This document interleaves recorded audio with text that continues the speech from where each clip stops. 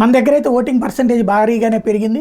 కాకపోతే ఇప్పటికీ ఓట్లు అయినటువంటిది ఓటింగ్ పర్సంటేజ్ తక్కువ ఉన్నటువంటి ప్రాంతాలు ఉన్నటువంటి నేపథ్యంలో ఒక చిన్న లెక్క వివిధ దేశాల్లో ఓటేయకపోతే ఉండేటటువంటి విధానాలు. బెల్జియంలో వరుసగా 4 సార్లు ఓటేయకపోతే 10 ఏళ్ల వరకు ఓటు హక్కు ఉండదు. మొదటిసారి వేయకపోతే 4,000, రెండోసారికి అయితే 10,000 రూపాయలు జరిమానా వేస్తారు. ప్రభుత్వ ఉద్యోగ అవకాశాలు కోల్పోతారు. దీంతో 96% ఓటింగ్ నమోదవుతుంది. ఆస్ట్రేలియాలోనూ జరిమానా విధానాన్ని అనుసరిస్తున్నారు. ఓటు వేయకపోతే వారం రోజుల్లో జరిమానా చెల్లించాలన్న నిబంధన. దీంతో ఇక్కడ 98% పోలింగ్ నమోదవుతుంది. సింగపూర్లో ఓటు వేయకపోతే ఓటర్ జాబితా నుంచి పేరు తీసేస్తారు. కారణాలను పూర్తి ఆధారాలతో పెద్దల సంతకంతో అందిస్తే ఓటు హక్కును పునరుద్ధరిస్తారు. దీంతో 92% నమోదవుతుంది. గ్రీసులో ఓటు వేయని వారికి డ్రైవింగ్ లైసెన్సు, పాస్పోర్ట్ ఇవ్వరు. బలమైన కారణాలు చూపితే తప్ప వాటిని పునరుద్ధరించరు. ఇతర సౌకర్యాలపైన ఆంక్షలు విధిస్తారు. ఇక్కడ 94% ఓటింగ్ నమోదవుతుంది.